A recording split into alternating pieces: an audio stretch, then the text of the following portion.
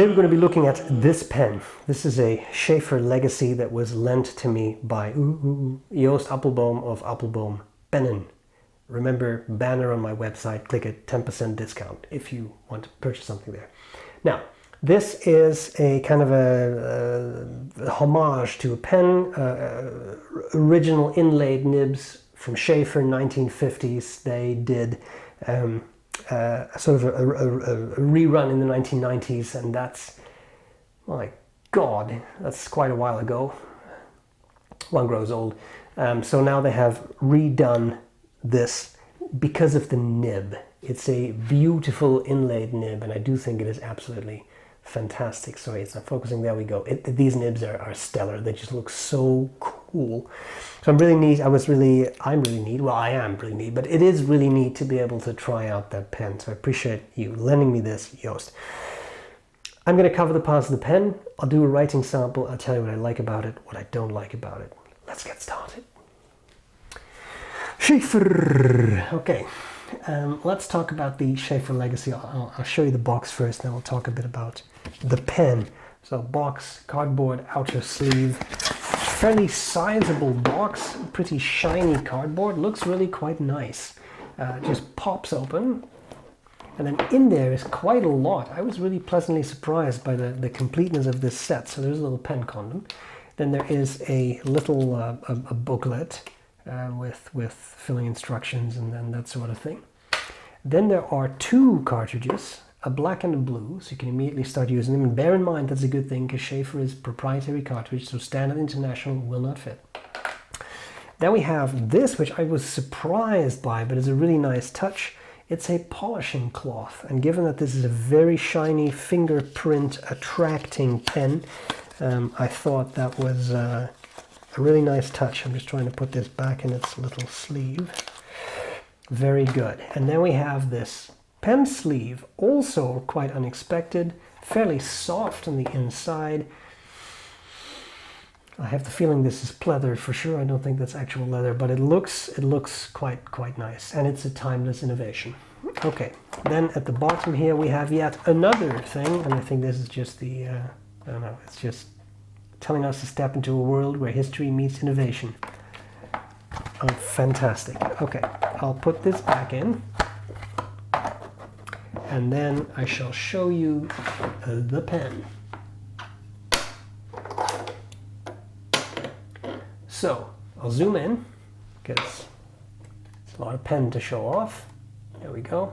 Right next to a Pilot Metropolitan for size. You can see it's really quite comparable in size. The Sheaffer legacy.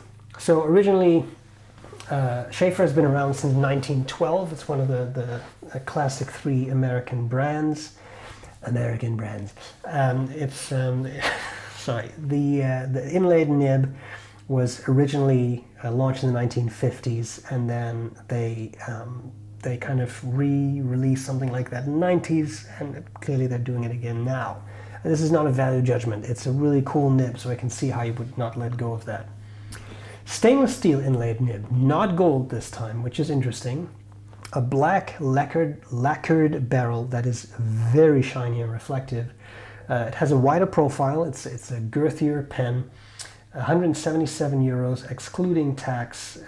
I could only find a medium nib online, but maybe I'm wrong about that. And as I said, a very complete set. So let's have a look at the parts of this pen. Very shiny, so you have to forgive some reflections. I'll try to hold it such so you can actually see parts of it. You can actually see my face. Oh my God. Anyway, black finial, clip, standard Sheaffer shape with the white dot, which is a defining feature for Sheaffer. It has been for a long time. A shiny chrome center band that says Sheaffer, and you can so see the fingerprints appearing. On the back end, nothing.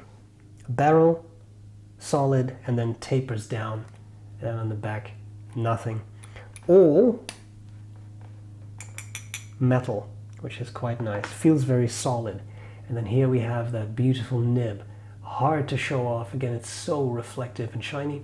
Inlaid nib looks beautiful to me. It says Sheaffer on the nib and registered. And then here at the back in gold, which is interesting, it just has an M for medium. Interesting feed too. These are fascinating nibs.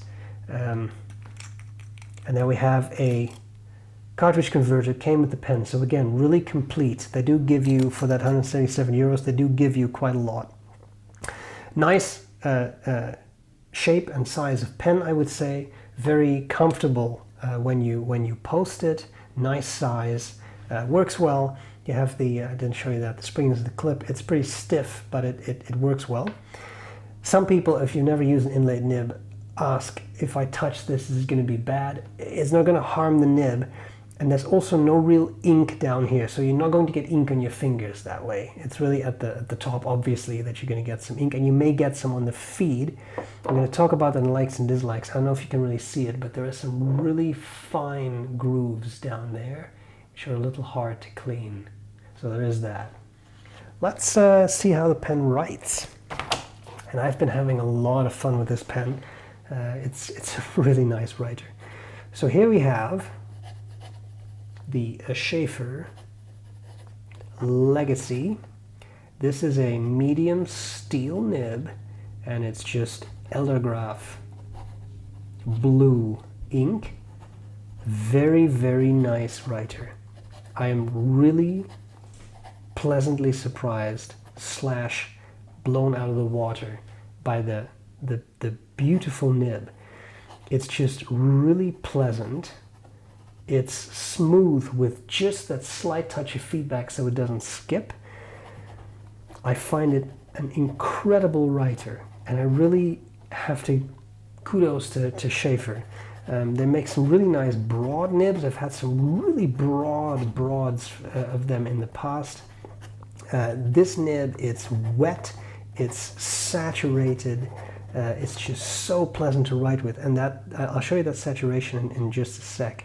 But really nice and really wet, because this is not the wettest ink in the world. Very, very wet writer. So if you like wet nibs, this is definitely something to try out. Line variation, as always, very careful. It's not a flex nib, but you can definitely squeeze them out. Just be very, very careful. Not recommended, but just for the showing it. What about reverse writing? It shines there too. Really nicely ground tipping. Takes it from a medium to, I would say, fine, maybe even an extra fine. Really neat. Now what I wanted to show you was, here we have a Pelican M200 writing sample. Here we have the Sheaffer. Same ink. Look at how much more saturated the ink is in the Sheaffer, which because it's such a wet writer. Very interesting. So let's discuss some likes, and dislikes. What do I like? What do I not like about this pen? Well, it's a delicious writer. I have to say, for a steel nib, not that there's anything wrong with steel nibs, but this nib punches above its weight. Medium nib, steel, stellar. I have enjoyed so much writing with this. It's going to be hard to let it go. So I will honestly say that. Gorgeous nib, wet, nice, beautiful writer, and the inlaid aspect of it is just beautiful. They are stellar nibs. They look super cool. Conversation pieces for sure. I also like that you get a very complete set with 2 cartridges, with a converter, with a polishing cloth, because yes, it's that sort of piano black. It's a fingerprint magnet. You get the cloth though. You get a little sleeve for your pen.